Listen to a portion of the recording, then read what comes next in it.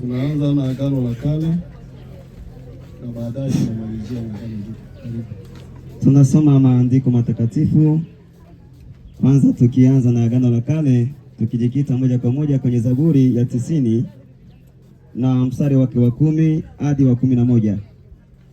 Neno la Mungu linasema ya kwamba siku zetu za kuishi ni miaka 70 au miaka 80 ikiwa tuna nguvu, lakini yote ni ya shida na taabu, nazo zapita haraka, nasi twatoweka. 11. Ni nani ajuaye nguvu za hasira yako? Kwa maana ghadhabu yako ni kubwa, kama hofu tunayopaswa kuwa nayo kwako. 12. Tufundishe kuzihesabu siku zetu vizuri, ili tujipatie moyo wa hekima. Amena.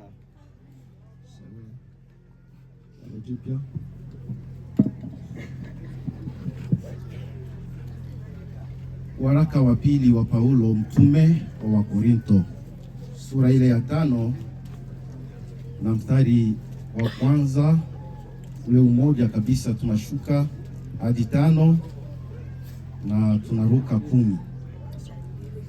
Inasema, kwa maana twajua ya kuwa nyumba ya maskani yetu iliyo ya dunia hii ikiharibiwa, tunalo jengo litokalo kwa Mungu, nyumba isiyofanywa kwa mikono, iliyo ya milele mbinguni.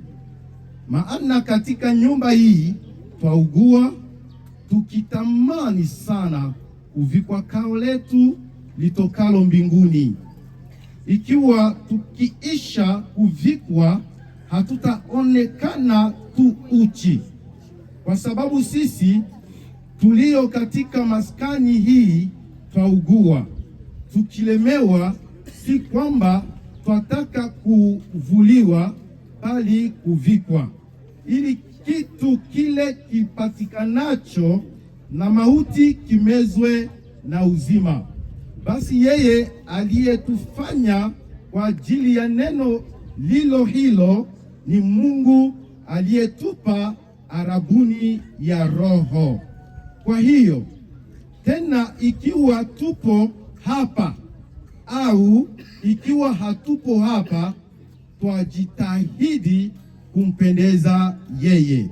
10 na mwisho, kwa maana imetupasa sisi sote kudhihirishwa mbele ya kiti cha hukumu cha Kristo, ili kila mtu apokee ijara ya mambo aliyotenda kwa mwili, kadiri alivyotenda, kwamba ni mema au ni mabaya. Na Bwana alibariki neno lake. Amen. Amen. Yesu asifiwe. Jina la Bwana libarikiwe. Amen. Tunaomba wimbo wa kwaya ili tuandae mhubiri. Tunaona mazingira yetu ni mabaya, jua liko kali. Haraka.